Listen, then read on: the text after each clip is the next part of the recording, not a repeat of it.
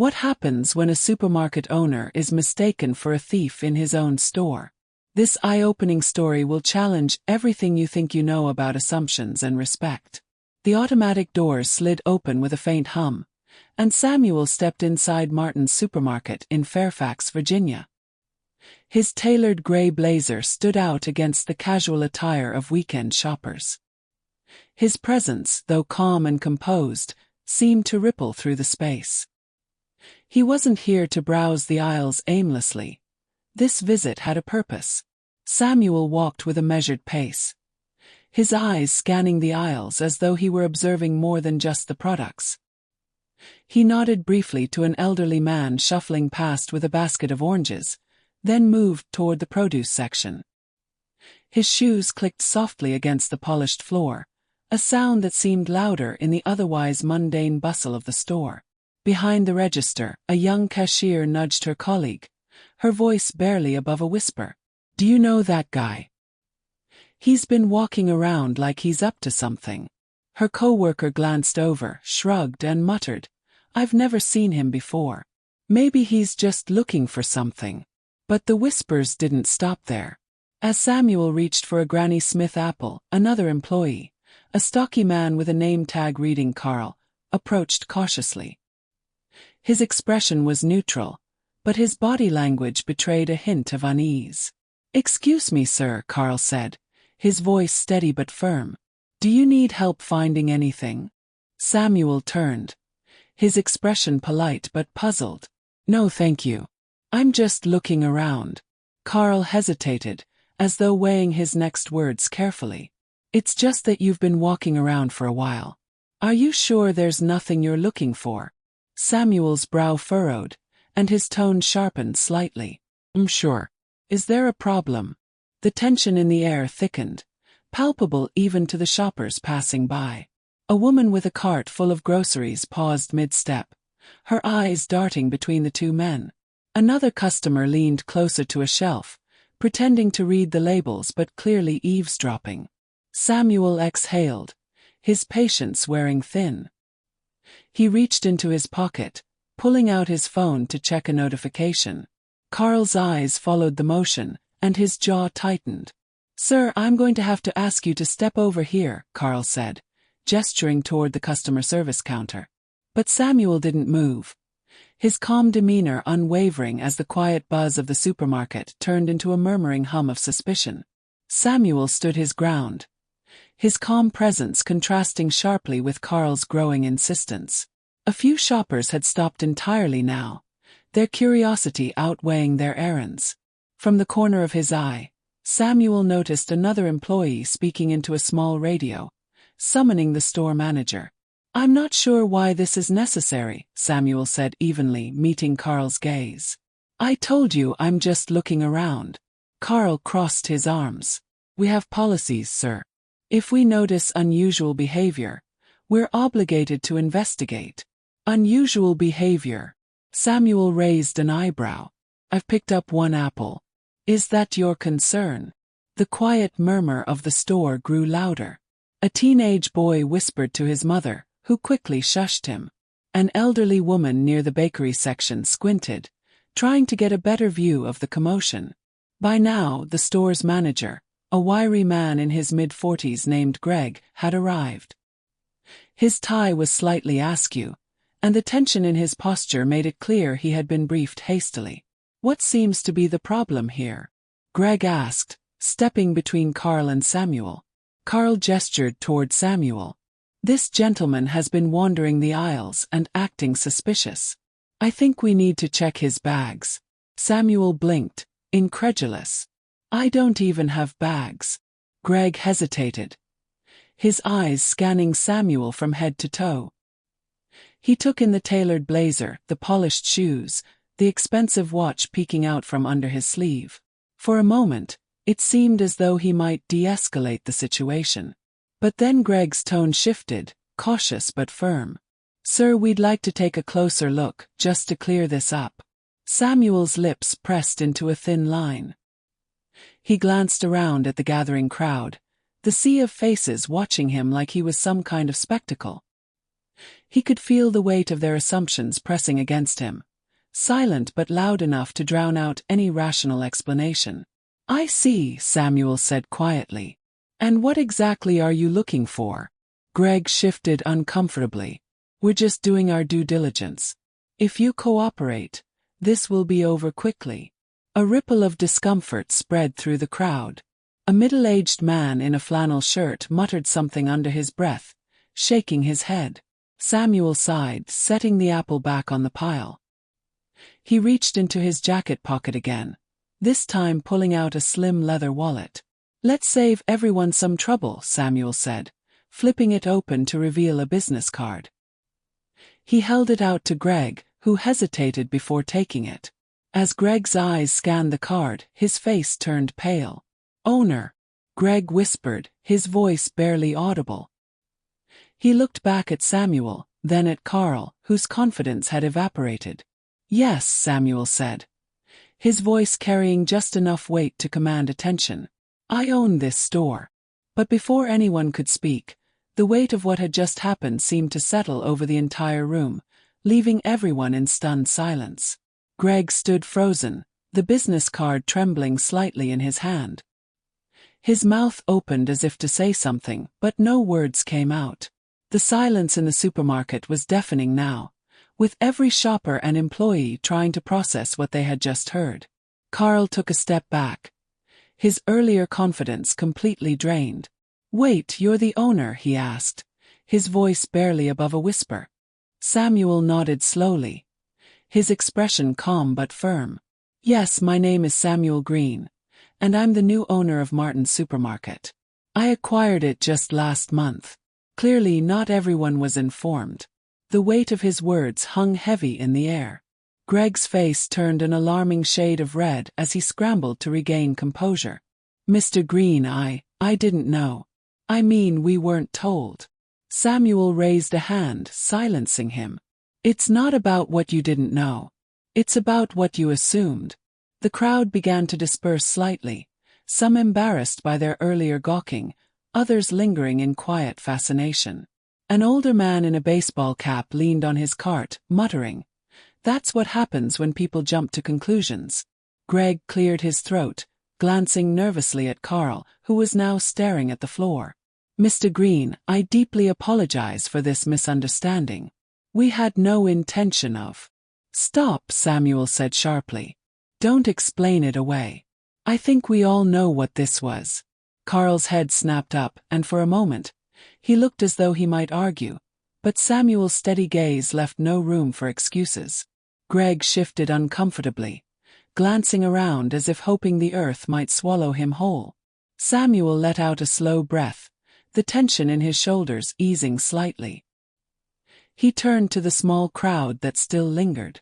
"Thank you all for your patience," he said, his voice calm and measured. "I think we've given everyone enough of a show for today." Some nodded, a few murmured awkward apologies, and the crowd began to thin out. But Samuel wasn't done. Turning back to Greg and Carl, he said, "We're not sweeping this under the rug. I'll be calling an all-staff meeting tomorrow to address what happened here and why it should never happen again." But as Samuel walked away, the tension didn't dissipate. It lingered, leaving everyone with the uncomfortable realization that this wasn't just a misunderstanding but a lesson waiting to be learned.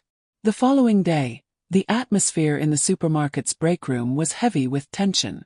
Employees sat in a semicircle, some fidgeting with their name tags, others stealing nervous glances at Samuel, who stood at the front of the room. He had traded his blazer for a simple button-down shirt, but his presence was no less commanding. "Thank you all for being here," Samuel began, his tone calm but firm. "Yesterday was uncomfortable, to say the least, and I think we need to talk about why." No one spoke. Even Greg, who usually dominated meetings, sat with his hands clasped tightly, his face pale. Samuel let the silence stretch for a moment before continuing. "Let me start by saying this isn't about assigning blame. It's about understanding the choices we make and the assumptions behind them. Yesterday, I walked into my own store," he paused, letting the words sink in, "and was treated like a suspect." "Why?" Because I didn't look like what you expected an owner to look like. Few heads dropped.